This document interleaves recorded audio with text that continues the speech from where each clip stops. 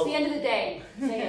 We are Team Skerryvore. We're TRIKSY Spirits Productions doing a play called Skerryvore, based on an incident at a lighthouse in the Victorian period where the crew of a lighthouse disappeared. It's inspired by the story of Flannan Isle, 1900, where all the crewmen vanished. We don't know what happened to them. It's always been just, you know, exactly, that's the face I want from the audience during the show. You're never going to get a face like this. No, I know. It's a hybrid animal. I'm just going to move towards Sorry, it. that's asking a lot. It's cryptozoography, isn't it? Yeah, it's beautiful. His wings. Yeah, perfect. It's good. So it's inspired by a real event, but we've added the idea of what if there'd been a witness to this catastrophe, and she could be regressed through mesmerism in a Victorian chamber of demonstration to tell the true story of what happened to the missing crewmen. And we moved it to the island of Skerryvore because my research showed that Skerryvore was built by one of the Stevenson family, of which Robert Louis Stevenson was the most celebrated member, but he didn't have to be a lighthouse engineer, which was the family business. I know, and it kind of and getting this extraordinary lighthouse to stay in place drove him crazy. This is like so it was a bit of Jekyll and Hyde. Actual history channel. It's like a history channel. I know it is. History channel. Yeah. I know. I can't. You know. Maybe we should just like screw this and just do a history channel. issue a variant. Skerryvore. I'd love to. Yeah. So Skerryvore was the kind of the hardest lighthouse to build. It's in the most. But they had to build this chain of lighthouses so that shipping from the Americas could get round to Leith and to Edinburgh. And so the Stevensons had this extraordinary job. And Robert Louis was the first one to avoid being a lighthouse engineer. Really? Yeah. But he had a house called Skerryvore. Bill, the professor tells me. Yes, Robert Louis Stevenson, he ended up in Bournemouth,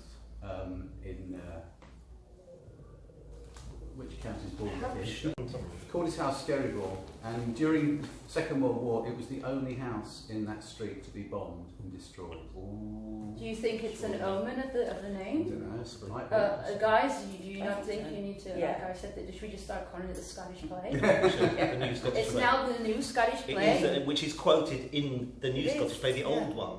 When Mary is regressed, she first of all performs some tricks the professor has worked on with her, and one of them is to perform a bit of Lady M. Look at that, I must have zoned in. You did. You've absolutely hit on the... well, the truth is, I looked at the synopsis and I thought this looks interesting, just like the Scottish play.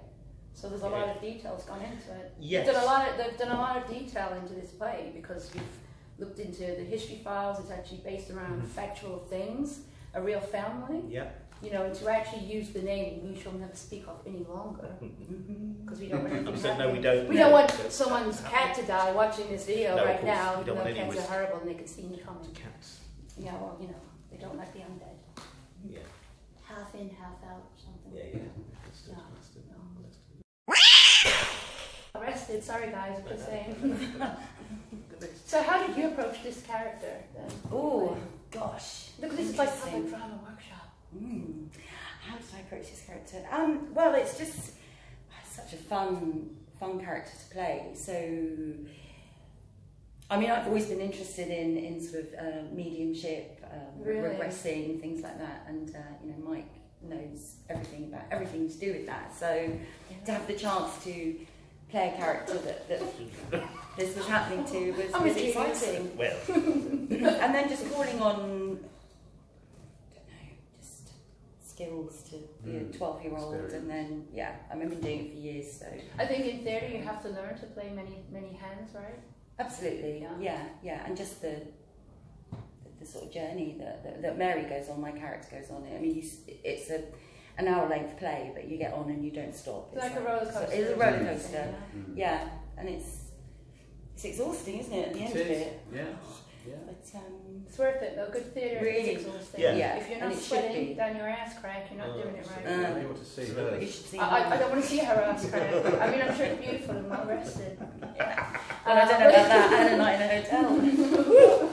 Well, she plays a hysteric, so that I wanted to investigate hysteria, which is this kind of gendered illness, female illness. Oh, it's always given to the crazy bitches. Sorry, absolutely, no, absolutely right. And in Paris in the 1870s, you could go to Charcot's clinic in Paris and see at 2 o'clock, very precisely, his kind of exhibition of hysterical ladies who go through the 4 It used to be a phasing. big science, didn't it? Absolutely, Hysteria used to be a absolutely, really big thing. absolutely. And they used to do crazy things, did they not? They to did. stop that? They did. You know? London Horror Festival is an amazing, amazing stadium, but to see you somewhere else, for your company, for you know, for you as actors, where can people see you? We're at the old operating theatre at London Bridge. Okay. The play was originally written for that space. Oh, And really? we were very lucky to be asked over here to come over and do this wonderful theatre. But it's got a Victorian style chamber of demonstration. Amazing, yeah. So we perform in there as though it were an experiment. Exactly right. So it's like a little Greek theatre. Yeah. And I Like hope a medical suite. absolutely. almost, But the way you sit in a kind of horseshoe, it reminded me of a tiny Greek theatre. So the play's a kind of little tragedy, a mini tragedy. Yeah, brilliant. You can see us there 14th to 15th of November. We are at the old operating theatre London Bridge, and then the 28th and 29th. And then in December, as near to solstice as we can get, because that's when the key events of the play take place. So we're hoping it might be the 15th of December, but we're going to try for solstice. They're going to open a freaking vortex. Yes, that's So what if we you open a fingers vortex, I crossed. lost some socks lately, and Oh, it God, might be in oh, there, God, yeah. oh, And text yeah, because the washing machine's had it. Yeah, So I think that's where they all go. Yeah. Be careful which vortex. Go in there. No, don't. Yeah, you be careful. You might find. Online? Are you online? Your company? Are they online? We're woefully analogue, aren't we? We have a Facebook page, so Oh, fine. anyone can Facebook. log in at Scary Ball, and it will come up the dates and about the play. So people can follow you on Facebook, Yeah. Scary Ball, and Twitter. I think with hashtag. Yeah, you can just follow me if you like Okay. at Punter Michael. Punter the lower level, so the lower Underscore. Underscore. Thank you, Yeah. Professor. He's a professor. What do you expect? I know. He He hypnotized you. knows. He actually just hypnotized you then. Yes, Underscore. He did. Oh my God, I'm a chicken now. you smell nice. It's like some sort of shampoo that you've had at a Oh hotel. yeah, Elemis, you know. Elemis. That's all they do, don't they? They buy it from China. Okay, guys, you want to stroke?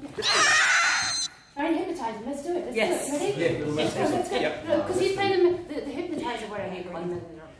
The mesmerist, Professor Barry. He's so close to me.